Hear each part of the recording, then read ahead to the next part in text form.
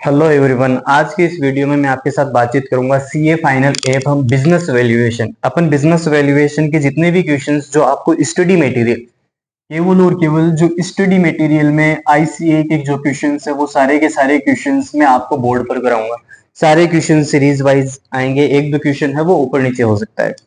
देखो गाइज, जो सबसे पहले क्वेश्चन आपको दे रखा है वो दे रखा है कि एबीसी लिमिटेड एक कंपनी है जिसके पास 1.5 करोड़ शेयर्स है। तो आपने लिख दिया कि आपके पास जो शेयर्स है वो 1.5 करोड़ शेयर्स है और एक शेयर की जो मार्केट प्राइस है, जो मार्केट प्राइस दे रखी है वो आपको 400 पर शेयर दे रखी है। इसके बाद में गाइस जो कॉस्ट ऑफ इक्विटी दे रखी है वो आपको दे रखी है 12%। इसके बाद में गाइस देखो अपने को दे रखा है कि expected case approval for next 3 years. जो नेक्स्ट 3 इयर्स है उसके आपके कैश फ्लो दे रखे हैं। सबसे फर्स्ट ईयर का कैश फ्लो दे रखा है आपको, इसके बाद में आपको सेकेंड ईयर दे रखा है, इसके बाद में आपको थर्ड ईयर दे रखा है। आपको 300 यहां दे रखे हैं और 400 यहां दे रखे हैं। ये वैल्यूज जो है वो आपकी करोड़ में है। और आपको पूछा है range of valuation that has to consider, और आपको पीवी फैक्टर दे रखा है। आपको जो पीवी फैक्टर दे रखा है गाइस, इन जो 12% कॉस्ट ऑफ इक्विटी है उसका फर्स्ट ईयर का जो पीवी फैक्टर दे रखा है वो दे रखा है 0.893, सेकेंड ईयर का आपको दे रखा है 0.797 और थर्ड ईयर का आपको जो पीवी फैक्टर दे रखा है 712। अब देखो गाइस, आपको वैल्यूएशन करना है कि इसकी शेयर की वैल्यूएशन क्या है। सबसे फर्स्ट क्वेश्चन आपसे पूछा है वैल्यूएशन और साथ में पूछा है रेंज।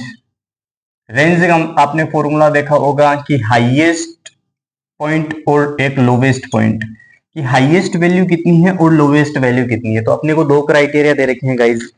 इसके बाद में देखो गाइज, जो क्वेश्चन नंबर फर्स्ट है इसका आपको सॉल्यूशन है वो देखते हैं क्या होता है। अब देखो आपको वैल्यूएशन पूछा है कि इस फर्म की जो एबीसी लिमिटेड है, इस एबीसी लिमिटेड की हाईएस्ट वैल्यूएशन ऑफ रेंज क्या है। तो देखो गाइज, अपने पास जो शेयर थे वो कितने थे 1.5 करोड़ और एक शेयर की जो मार्केट प्राइस है वो कितनी है 400 पर शेयर है। तो अगर मैं 400 को 1.5 से मल्टीप्लाई करूं, मल्टीप्लाई करने पर मेरे पास ये जो है वो अपने को मार्केट बेस पर दे रखा है।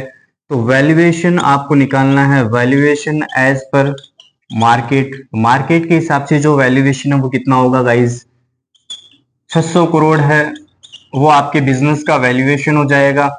और आपके एक शेयर की प्राइस कितनी थी 400 पर शेयर। ये तो है आपका टोटल वैल्यूएशन और ये है पर शेयर आपकी वैल्यू कितनी है। Is that clear guys. अब आपको जो एक्सपेक्टेड केस अप्रूवल दे रखे हैं, आपको दे रखा है कि 3 इयर्स में इतने कैश फ्लो आएंगे और पीवी फैक्टर आपको ये दे रखा है। अगर इनको मैं आपस में मल्टीप्लाई करवा दूं, अगर मैं इनको आपस में मल्टीप्लाई करवाऊं, जो 250 है इसको फर्स्ट ईयर से, 300 को सेकेंड ईयर के पीवी फैक्टर से, 400 को 0.712 से, तो ये जो टोटल आएगा, ये गाइज टोटल आएगा 747.15 करोड़। मतलब आपके बिजनेस का वैल्यूएशन एज पर मार्केट के हिसाब से तो है 600 करोड़ और एज पर आप पीवी फैक्टर, जो पीवी फैक्टर है मतलब डिस्काउंटेड रेट, आपने कॉस्ट ऑफ इक्विटी इस 12% रेट से इनको डिस्काउंट किया और डिस्काउंट निकाल कर जो आपके पास वैल्यू आ रही है 4747.15 करोड़। और यहाँ पर जो पर शेयर है उसकी वैल्यू कितनी है, तो पर शेयर आपको वैल्यू नहीं दे रखी है, लेकिन आपको देखो नंबर ऑफ शेयर्स है वो दे रखे हैं।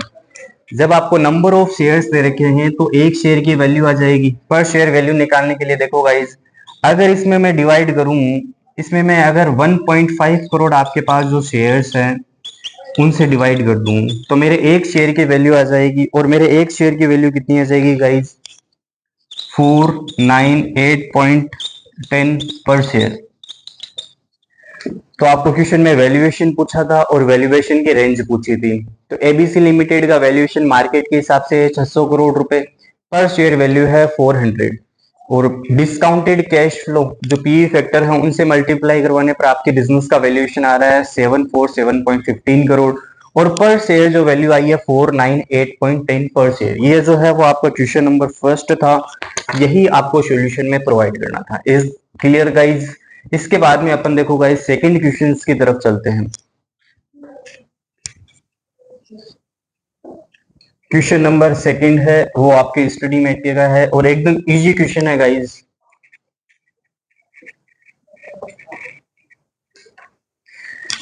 देखो गाइस क्वेश्चन नंबर सेकंड है वो मैं आगे पढ़ रहा हूँ। Question number second, question number first था, अब क्वेश्चन नंबर अपन सेकंड देखेंगे। देखो एक ईगल लिमिटेड नाम की कंपनी है, उसने जो अपना प्रॉफिट बताया है, वो बताया है 77 लाख रुपीस। साथ साथ में डाटा लिख रहा हूँ, क्वेश्चन जैसे जैसे पढ़ रहा हूँ। और ये जो प्रॉफिट है, ये प्रॉफिट है आफ्टर टैक्स। आपको जो प्रॉफिट दे रखा है वो दे रखा है after tax. Financial year 2011-12, 11 and 12 का ये प्रॉफिट आपको दे रखा है। और कहा गया गाइस कि इस प्रॉफिट में जो आपका एक्स्ट्रा ऑर्डिनरी आइटम है, एक इनकम है, एक्स्ट्रा ऑर्डिनरी इनकम है, वो आपको कितनी दे रखी है गाइस? वो इनकम आपको दे रखी है 8 लाख रुपीस। ये 8 लाख रुपीस मैंने लिख दिए। और आपको एक एक्स्ट्रा ऑर्डिनरी लॉस भी दे रखा है। लॉस आपको कितना दे रखा है गाइस? लॉस जो है वो आपको दे रखा है 10 लाख रुपीस का। 10 लाख रुपीस का आपको एक्स्ट्रा ऑर्डिनरी लॉस दिया हुआ है। और कुछ आपको रिजल्ट और दे रखे हैं कि इसके अलावा हमने एक प्रोडक्ट और लॉन्च किया है, उस प्रोडक्ट की आपको रेवेन्यू दे रखी है।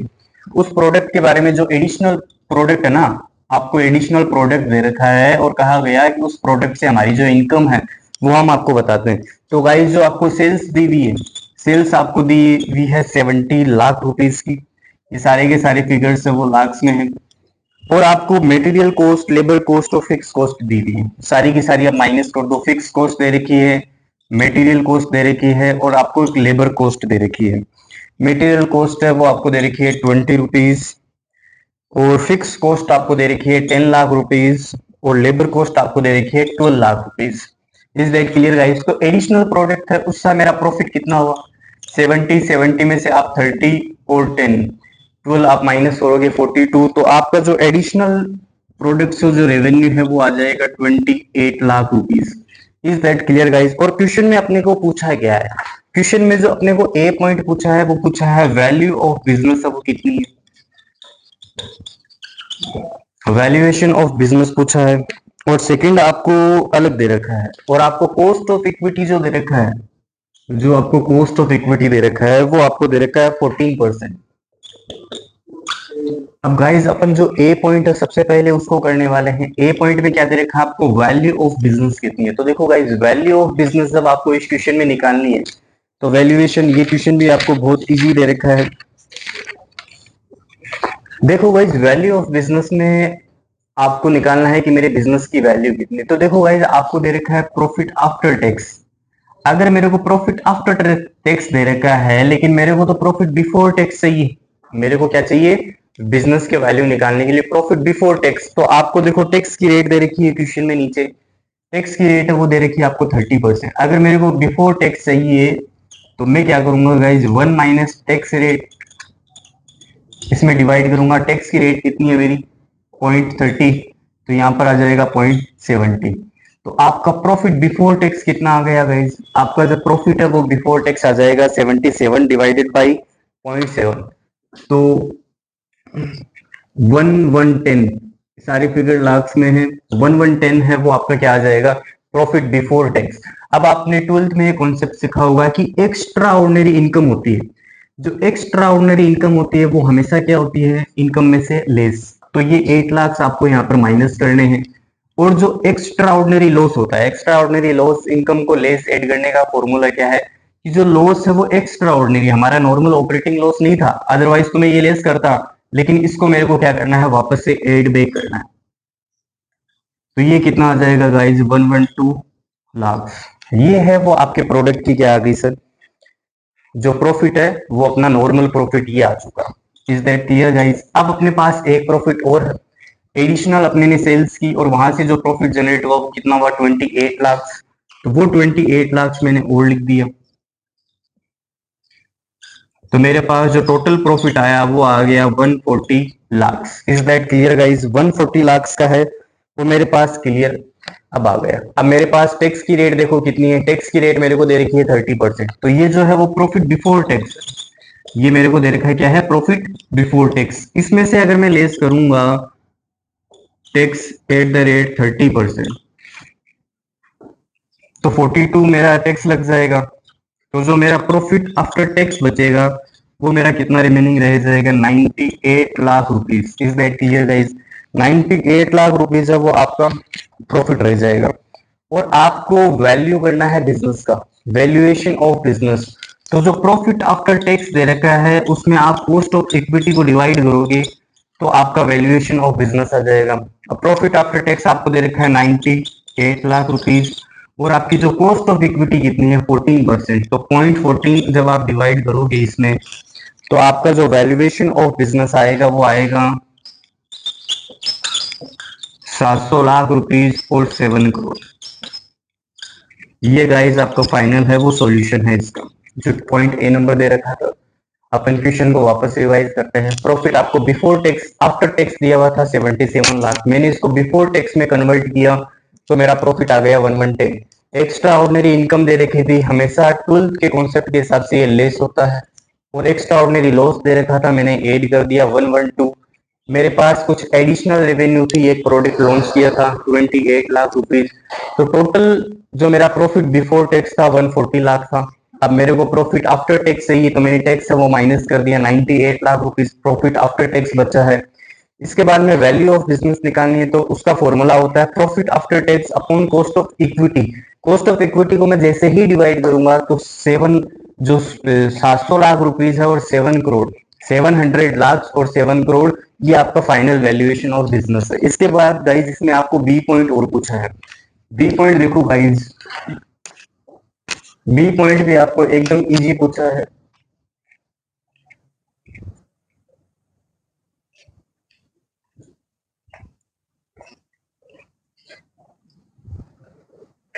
देखो गाइज आपको बी पॉइंट है वो क्या पूछा है, आपको बोला है कि मार्केट प्राइस पर इक्विटी शेयर आपको निकालना है, और जो आपकी प्रेफरेंस शेयर कैपिटल है 1 लाख शेयर है, 13% की रेट है, एक शेयर है वो 100 रुपीज का, और 50 लाख आपके पास इक्विटी शेयर है, एक शेयर है 10 रुपए का, और आपको जो पी रेशियो दे रखा है वो 10 टाइम्स दे रखा है। आपको देखो क्वेश्चन में क्या निकालना है, आपको क्वेश्चन में पूछा है मार्केट प्राइस पर शेयर, मार्केट प्राइस पर शेयर आपको क्वेश्चन में पूछा है। तो देखो गाइस अपन ने जो प्रॉफिट निकाला था, प्रॉफिट आफ्टर टैक्स आपका कितना था, अपना प्रॉफिट आफ्टर टैक्स बचा था वो बचा था 98 लाख रुपीस।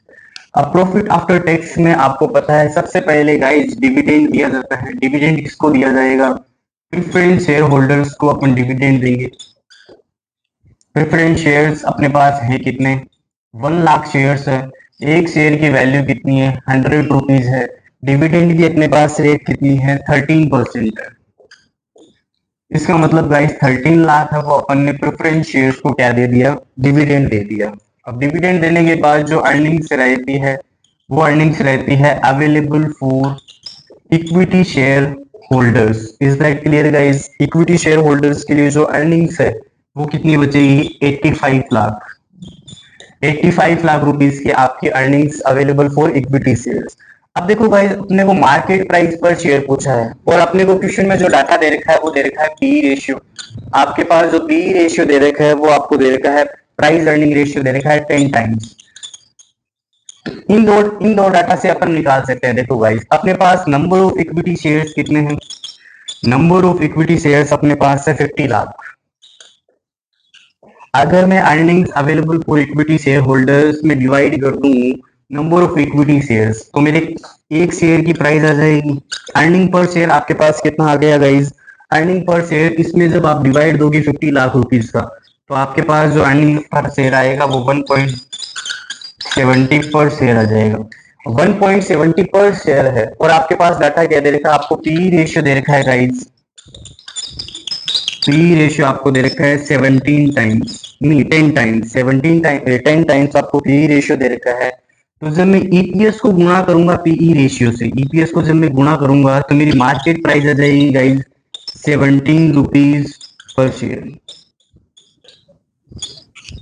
आई होप ये क्वेश्चंस आपको एकदम बिल्कुल क्लियर है। देखो अपना प्रॉफिट आफ्टर टैक्स था, मैंने सबसे पहले डिविडेंड दिया, अर्निंग्स अवेलेबल है इक्विटी शेयर होल्डर्स के लिए number of equity share 50 lakh से, और आपका ईपीएस आ जाएगा डिवाइड करने पर 1.70, और आपको पी रेशियो दे रखा है 10 टाइम्स, तो मेरी मार्केट प्राइस पर शेयर आ जाएगी गाइस 17 पर शेयर। Thank you guys. आगे अपन क्वेश्चन सीरीज ला रहे हैं, तो थर्ड फोर्थ के क्वेश्चन आपको नेक्स्ट वीडियो में मिलेंगे।